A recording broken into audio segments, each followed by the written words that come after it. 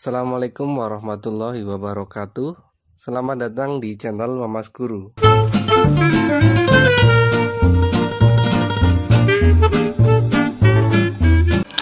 Selamat datang di channel Mamas Guru. Hari ini kita akan membahas mengenai materi pencacahan yang kita khususkan pada bilangan. Nah, contoh soalnya sebagai berikut. Diberikan angka 1, 4, 5, 8, 9. Tentukan banyak bilangan 3 angka. Di sini 3 angka artinya bilangan ratusan. Nah, bilangannya berarti nanti angka penyusunnya hanya boleh dari angka-angka yang ada di sini ya. Jadi kita tidak boleh menuliskan misalkan 146 karena tidak ada 6 di sini. Kemudian, nah ini ada beberapa pertanyaan. Yang pertama adalah boleh berulang.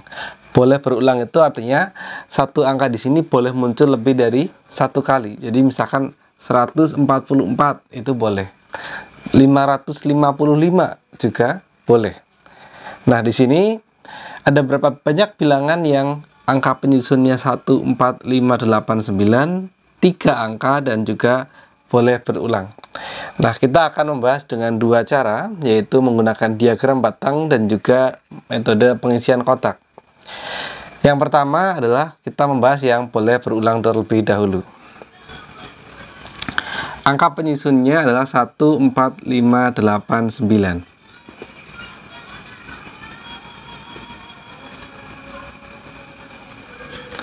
Nah, kita fokuskan dulu untuk yang kalau angka depannya 1.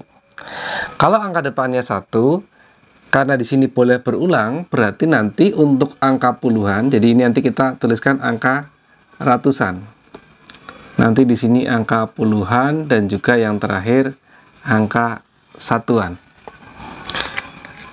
Di sini untuk angka 1 berarti nanti untuk angka puluhannya ya bisa kembali 1, bisa juga kita pilihkan dari angka 4, bisa juga 5, bisa juga 8, dan juga tentu bisa juga 9. Kemudian untuk angka satuannya bagaimana? Kalau misal angka ratusannya 1, angka puluhannya juga 1, karena ini boleh berulang, artinya angka 1 boleh muncul lagi, berarti nanti jadi 111. Kemudian juga bisa 4 tentunya, bisa juga 5, bisa juga 8, dan tentu saja 9. Jadi untuk angka tengahnya 1, untuk angka satuannya bisa membentuk 5 bilangan yang berbeda. Otomatis kalau angkanya 4 juga sama. Angkanya 4 pun kita harus, kalau kita menuliskan semuanya ya, berarti ya harus cabang ke 1, 4, 5, 8, dan juga 9. Dan ini masing-masing angka di sini itu semuanya nanti bercabang 5. Padahal di sini ada 1, 2, 3, 4, 5 bilangan. Berarti artinya apa? Ini berarti ada 5 bilangan dan masing-masing bilangan ada 5 cabang. Berarti 5 kali 5 atau 25. Nah, berarti dari soal ini kalau angka depannya 1, berarti bilangan yang dapat dibentuk adalah 25 bilangan. Nah, tentu untuk yang angka depannya 4 bagaimana? Sama persis dengan yang angka depannya 1. Ini kalau kita lengkapi dengan space yang lebih luas juga sama. 4 di sini bisa puluhannya 1, 4, 5, 8, dan juga 9. Kemudian angka satuannya juga sama, bercabang 5 lagi. Artinya kalau ada soal model seperti ini kemudian kalian menggunakan diagram cabang, cukup pahami polanya. Artinya ketika kita sudah membentuk satu pola, untuk angka-angka yang berikutnya tidak usah kita membuat yang seperti ini lagi. Tentu itu makan waktu yang sangat lama. Sehingga dengan logika yang sama, nanti untuk yang bilangan angka depannya 4 atau 400-an juga sama. Ini pasti 25 bilangan. Ini juga sama.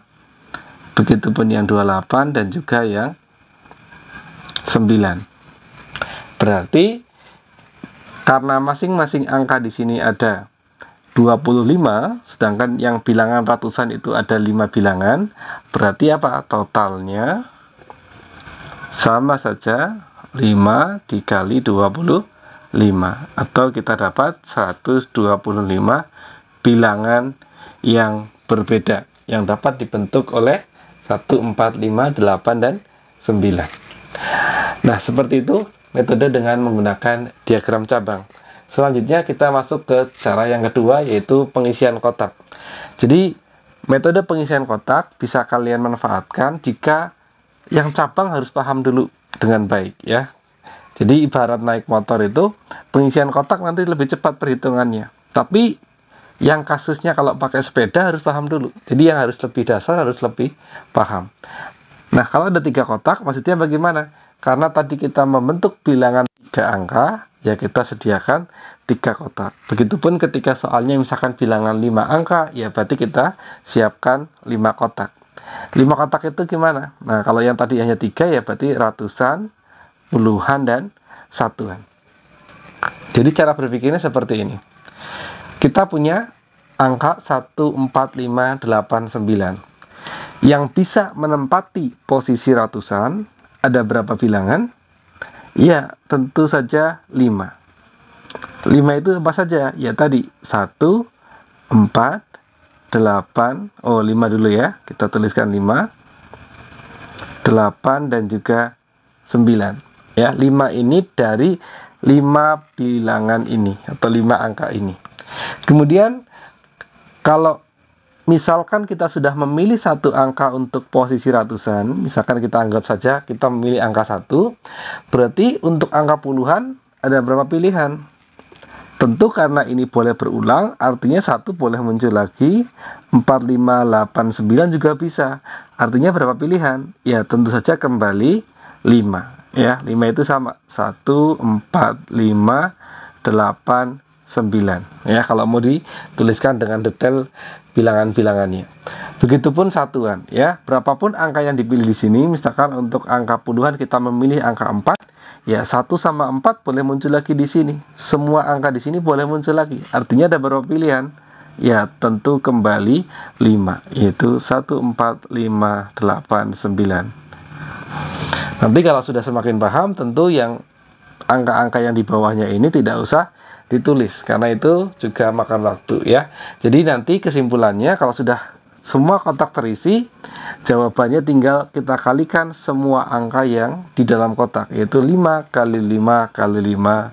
Tentu jawabannya 125 bilangan. Nah, seperti itu untuk pembahasan soal yang pertama.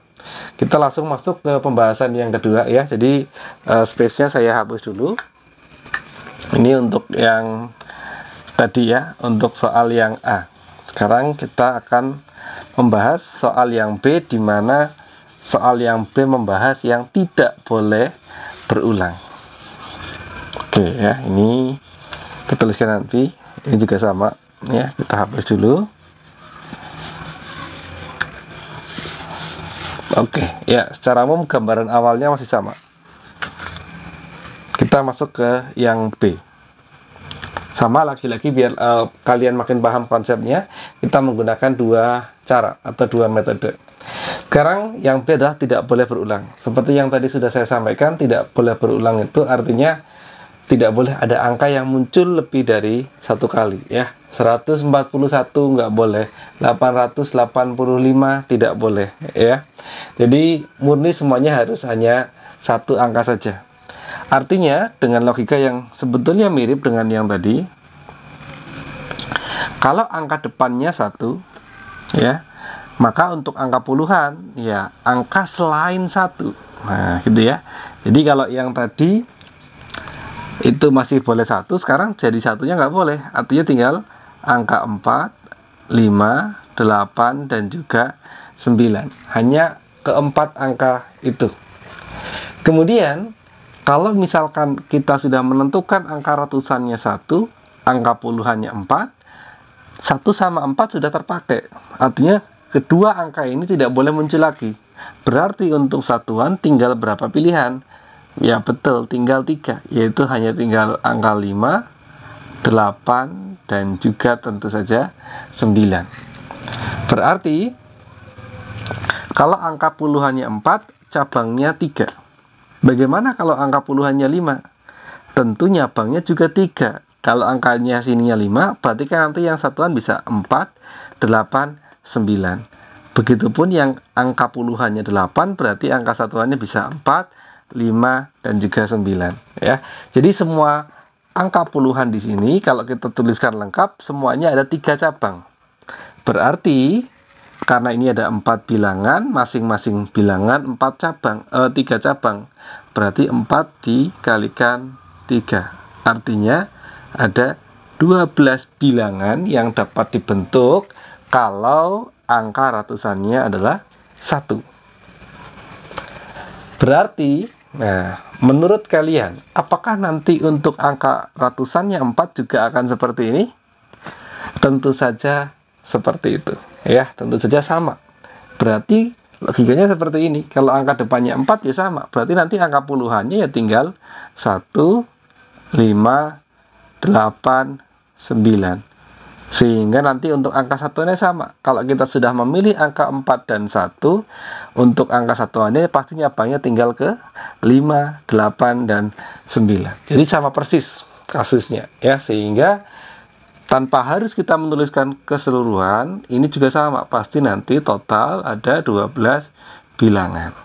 Nah, dengan logika yang sama, untuk angka 5, 8, dan 9 semuanya juga pasti 12 bilangan. Ada bilangan ratusan sebanyak 5, dan masing-masingnya ada 12. Ya, berarti total bisa kita tuliskan berapa? Ya, 5 bilangan ratusan, masing-masing itu bisa 12 bilangan. 5 kali 12 yaitu 60 bilangan. Ya, seperti itu ya cara penalaran untuk menggunakan diagram cabang. Sekarang kita masuk ke yang pengisian kotak. Pengisian kotak untuk angka ratusan tentu masih sama ya. Semua angka 1, 4, 5, 8, 9 bisa mengisi posisi ratusan. Artinya ini ada 5 angka yang bisa mengisi angka ratusan, yaitu angka 1, 4, 5, 8, dan juga 9. Nah, logikanya langsung seperti ini. Misalkan angka 1 sudah kita pilih untuk menempati angka ratusan. Artinya apa? Angka 1 tidak boleh lagi muncul di yang bagian puluhan, sehingga opsinya berkurang 1. Yang tadinya bisa 5 kemungkinan, sekarang hanya tinggal 4. Yaitu apa? Ya selain 1, 4, bisa 5, bisa 8, bisa 9. Nah, misalkan lagi untuk angka puluhannya kita sudah memilih angka 4. Berarti artinya 1 sama 4 sudah terpilih. Berarti untuk posisi satuan ya selain 1 dan 4. Artinya berapa pilihan? Ya betul, tentu saja 3 pilihan, yaitu 5, 8, dan juga 9. Ya, tinggal kita kalikan seperti tadi. 5 kali 4 20, kalikan 3 60 bilangan. Jadi kalau siswa yang logika mengenai diagram cabang sudah paham dengan baik, tentu materi ini akan lebih mudah dengan metode pengisian kotak saja ya. Oke, itu untuk soal yang B. Kita langsung masuk untuk soal yang C. Tidak boleh berulang dan kurang dari 600 ya. Berarti ini mirip yang B tadi ya. Kita hapus saja ini untuk yang B, tinggal kita ganti untuk opsi yang C.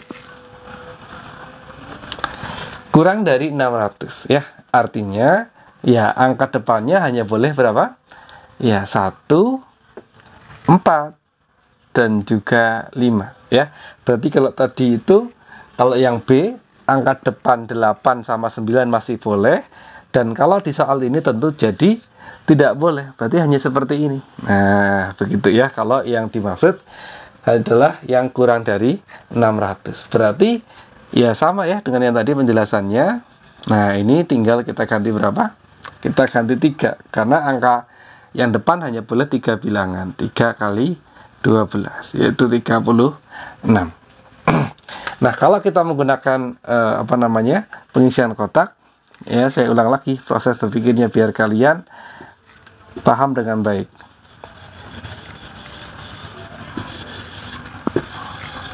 Tentu kalian tahu ya, nanti jawabannya sama, tapi bagaimana cara logika yang kita memulai dari awal. Oke, kita kembali ke soal yang tadi. Syarat yang utama tadi, kurang dari 600. Artinya, untuk bilangan yang dapat mengisi posisi ratusan, ada berapa bilangan? Bisa 3 kemungkinan ya, yaitu 1, 4, maupun 5. Berarti kita isi angka 3, karena ada 3 pilihan. Dan misalkan kita memilih angka 5 sebagai angka ratusan, artinya hati-hati, bukan terus jadi 2. Berarti 2 Pak, tinggal 1 sama 4. Hati-hati, untuk angka puluhan kan sekarang bisa 8 sama 9 ya. Jadi karena ini yang penting angka depannya sudah 5, angka yang tengah bebas dong, berapapun boleh. Artinya tadi angka 8 sama 9 masuk sebagai pilihan. Nah, jadi ada ketambahan 8 dan 9, bukan hanya 1 sama 4 saja. Gitu ya. Jadi ini tentu ada 4 pilihan. Kemudian kita lanjutkan polanya seperti tadi. Misalkan angka 8 sudah kepilih ya, selain 5 sama 8, berarti ada berapa pilihan? Tentu 3 pilihan ya, 1, 4 maupun 9 ya. 3 kali 4 12 kalikan 3 36 bilangan. Nah, itu untuk nomor A, B, dan juga C ya. Kita masuk ke soal terakhir. Nah, ini ya, soal terakhir ini tinggal kita beri seperti ini ya, untuk soal yang D.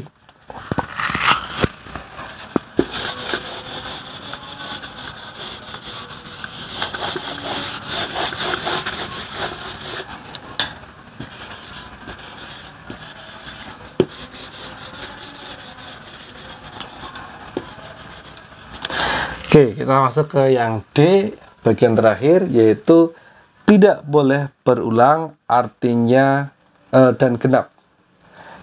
Bilangan genap itu kan yang menentukan adalah angka terakhir ya. Jadi angka yang tengah ataupun angka yang depan itu tidak ngaruh kalau yang diminta adalah genap. Yang penting angka terakhirnya. Nah, berarti ini kalau kita menggunakan diagram panah terlebih dahulu. Di sini 1, 4, 5, 8, 9 ya. Angka ratusan ya bisa aja angka ratusannya 1. Untuk angka puluhan, karena tadi keterangannya adalah tidak boleh berulang, maka hanya berapa pilihan? Betul seperti tadi ya, 4 pilihan, yaitu 4, 5, 8, dan juga 9. Nah, inilah yang harus kita hati-hati kalau kalian berurusan dengan kasus bilangan genap maupun ganjil.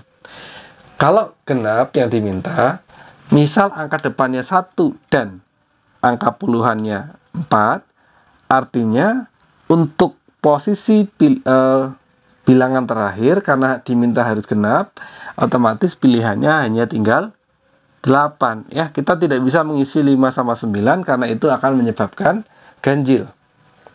Kalau genap berarti opsi yang mungkin hanya 8. Kemudian kalau angka depannya 1, puluhannya 5, berarti nah ini baru ya, bisa 4, bisa 8. 4 bisa 8. Kemudian kalau angka tengahnya 8 seperti yang tadi angka tengahnya 4, maka untuk angka satuan ya 1 pilihan, yaitu angka 4. Kemudian kalau angka depan 1, tengahnya 9, bisa 4, bisa juga 8. Berarti ini kalau kita total 1, 2, 3, 4, 5, 6 ya, 6 bilangan. Nah, seperti itu. Nah, kemudian kalau angka depannya 4 bagaimana? Nah, ini yang harus hati-hati. Ini kasus yang tidak berlaku sama kalau angka depannya 4 ya, karena kalau ganjil genap artinya angka depan ganjil dengan yang angka depan genap itu bisa menghasilkan hasil yang berbeda ya. Kita cek saja. Kalau angka depannya 4 sama ya, untuk angka puluhan tidak ada masalah. Untuk angka puluhan bisa 1, bisa 5, bisa 8, bisa juga 9. Nah, ini yang tadi saya sampaikan, karena angka 4 sudah terpakai, berarti kalau angka tengahnya 1, untuk angka satuan hanya tinggal Ya, 8 saja tentunya. Begitupun kalau angka tengahnya 5, ya hanya 8 untuk angka satuan. Nah, kalau angka depan sudah 4, tengahnya 8, maka untuk angka satuan sudah tidak mungkin lagi, karena bilangan genap semuanya sudah terpakai. Berarti ini tidak mungkin. Ya. Terakhir, kalau angka tengahnya 9 juga 8. Berarti dari kasus ini, kalau angka depannya 4, hanya bisa terbentuk 3 bilangan. Ya, karena kalau angka depannya genap, artinya opsi pilihan genap sudah terpakai di depan. Jadi 4 nggak mungkin lagi menempati posisi satuan, sehingga otomatis opsi yang belakang jadi berkurang. Sehingga otomatis kalau yang angka depannya genap, jumlah bilangan yang dapat dibentuk lebih sedikit. Nah, tapi kalau misalkan untuk kasus yang 5, nah ini silakan bisa untuk kalian latihan sendiri. Ini akan sama dengan yang kasusnya 1, karena depannya sama-sama ganjil ya, 1 sama 5 sama-sama ganjil. Sehingga ini pun kalau kalian lengkapi diagram cabangnya, total nanti ada 6 bilangan. Kemudian kalau yang 8 sama dengan yang 4, ada 3 bilangan. Kemudian yang 9 juga ada 6 bilangan. Sehingga dari masing-masing angka ini, yaitu 6, 3, 6, 3, 6, itulah jumlah dari keseluruhan bilangan yang mungkin. Yaitu ini tadi 9, ini juga 9, 18, tambahkan 6. Berarti total ada 24 bilangan yang memenuhi untuk kasus yang D. Nah, bagaimana dengan pengisian kotak? Nah, ini yang harus siswa dipahami dengan baik. Ini ya, saya tuliskan contoh yang salah di sini. Ini siswa yang salah dulu ya. Ingat, biar kalian jangan meniru ya. Ini kalau kasus yang salah. Oke, jadi sebetulnya kalau pengisian kotak itu kita tidak harus mengisi dari depan dulu. Jadi kalau yang tadi untuk boleh berulang, tidak boleh berulang, kita mengisi dari belakang pun tidak ada masalah. Ya, akan menghasilkan nilai yang sama. Tapi kalau yang kasusnya ganjil genap, nah ini berbeda ya. Contohnya begini, misalkan kalian dengan logika, oh ini kan ada 1, 4, 5, 8, 9, berarti ada 5 bilangan yang dapat mengisi untuk posisi satuan, atau maaf, posisi ratusan ya. 1, 4, 8, 1, 4, 5 dulu ya. Nah, kalau kalian berpikir seperti ini, kemudian kalian logikanya seperti tadi ya. Kalau angka 1 sudah terpilih, berarti angka 1 tidak boleh muncul lagi di sini. Berarti yang di sini kemudian kalian menduga ada, oh berarti ada 4 Pak. Berarti ya selain 1 ya, 4, 5, 8, 9. Nah, kalau seperti ini artinya begini. Kita bisa mengisi dari depan itu selama pola angka yang berikutnya akan selalu teratur, akan selalu menghasilkan nilai yang sama bilangan manapun yang kita pilih. Tapi untuk kasus ganjil genap itu berbeda. Jadi seperti ini logikanya tadi. Kalau misalkan saya memilih angka 1 sebagai bilangan yang terdepan, kemudian yang kedua ada 4 pilihan, misal saya memilih angka 4. Berarti nanti opsi satuan hanya tinggal 1, karena hanya tinggal 8 saja. Tapi kalau saya tadi memilih angka 5 sebagai angka yang puluhan, opsinya bisa 2, yaitu angka 4 sama angka 8. Nah, ini menimbulkan keambiguan atau menimbulkan ketidakpastian seperti ini. Ya, jadi kok nggak jelas mana yang dipakai. Nah, begitu ya. Jadi kalau seperti ini, itu ciri yang kalau kita mengisi dari depan berarti tidak akan menemukan polanya. Logikanya seperti tadi. Kalau angka depannya 1 ternyata bisa 6 bilangan. Tapi ini kasusnya berbeda kalau angka depannya 4, hanya 3 bilangan. Sehingga kalau kita merinci dari depan tidak menemukan pola yang sama untuk ke puluhan dan satuannya. Sehingga kalau kasus yang seperti ini, kita tipsnya adalah mengisi dari angka terakhir dulu. sesuai tadi yang saya sampaikan bahwa yang menentukan genap itu adalah angka terakhir. Maka kita penyusunannya pun harus angka terakhir dulu. Dari 5 angka di sini yang bisa menempati angka terakhir adalah 2 kemungkinan, yaitu angka 4 ataupun angka 8. Itu saja. Kemudian kalau misalkan ternyata angka 4 yang terpilih sebagai angka satuan, untuk angka puluhan maupun angka ratusan, kamu mau mengisi yang mana dulu, tidak ada masalah. Mau mengisi puluhan dulu silakan, mengisi ratusan dulu silakan. Akan menghasilkan nilai yang sama, ya. 4 sudah terpilih, berarti untuk angka puluhan ya tinggal selainnya 4, ya. 1, 5, 8 dan juga 9. Berarti ada 4 bilangan. Misalkan 5 sudah kepilih, berarti tinggal 3 pilihan, yaitu 1, 5, dan juga 9. Nah, seperti inilah kalau kasusnya adalah yang ganjil maupun genap. Sehingga ini 3 kali 4, 12, kali 2, berarti ada 24 bilangan, ya. Persis seperti yang tadi kita menggunakan diagram cabang. Nah, seperti itu dulu untuk penjelasan saya pada materi pencacahan pada bilangan. Semoga bisa dipahami dengan baik. Setelah ini akan saya siapkan latihan soal untuk kalian coba mengerjakan sesuai dengan penjelasan yang tadi sudah saya sampaikan. Ini dia latihan soal yang sudah saya siapkan. Jadi diberikan angka 2, 3, 5, 6, 8. Kemudian sama ya, mirip dengan yang tadi, 3 angka. Ya, syaratnya tidak boleh berulang, kemudian lebih dari 400, ganjil, dan juga ini saya tambahi satu soal untuk pengembangan kalian, yaitu merupakan gabungan yang C sama D, ya, konsepnya yaitu kurang dari 500 sekaligus harus genap. Nah, nanti silahkan kalian coba, dan materi mengenai pembahasan soal ini akan saya bahas di video berikutnya. Cukup sekian pembahasan kita pada kesempatan kali ini. Bila ada yang bingung atau yang mau ditanyakan, silakan bisa dituliskan di kolom komentar. Sekian, Assalamualaikum warahmatullahi wabarakatuh.